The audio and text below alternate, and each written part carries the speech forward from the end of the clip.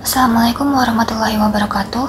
Perkenalkan, saya Vidya Kumalsari dari Program Studi Bahasa dan Kebudayaan Jepang, Departemen Bahasa dan Sastra, Fakultas Ilmu Budaya, Universitas Gadjah Mada, dengan NIM 20-46062-SA-20482.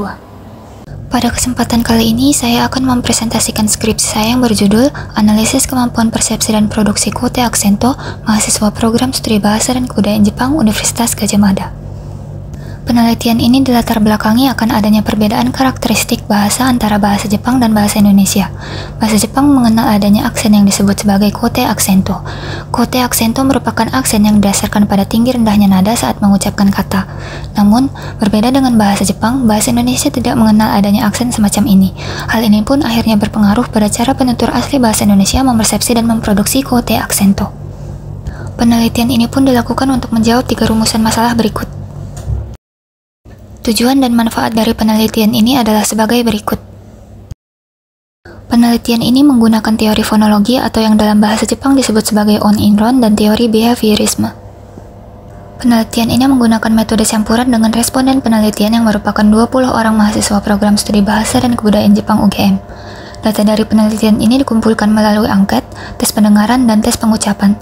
Penelitian ini juga mempergunakan perangkat lunak PRAAT sebagai alat bantu analisis.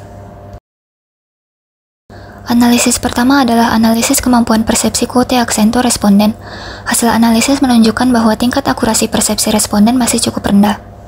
Analisis kedua adalah analisis kemampuan produksi kote aksento responden. Hasil analisis menunjukkan bahwa tingkat akurasi produksi responden masih rendah. Analisis terakhir adalah analisis faktor yang memengaruhi pemerolehan kote aksento responden.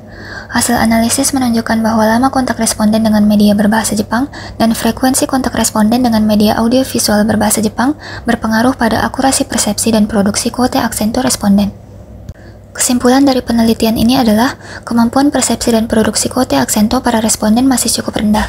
Sementara itu, faktor yang berpengaruh dalam pemerolehan kote aksento antara lain adalah lama kontak responden dengan media berbahasa Jepang dan frekuensi kontak responden dengan media audiovisual berbahasa Jepang.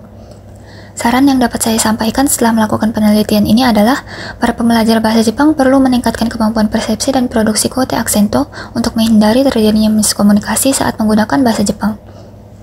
Sekian presentasi dari saya, komentar dan saran akan sangat berharga untuk kemajuan penelitian ini, dan saya harap penelitian ini bermanfaat bagi siapapun yang mendengarnya. Terima kasih. Wassalamualaikum warahmatullahi wabarakatuh.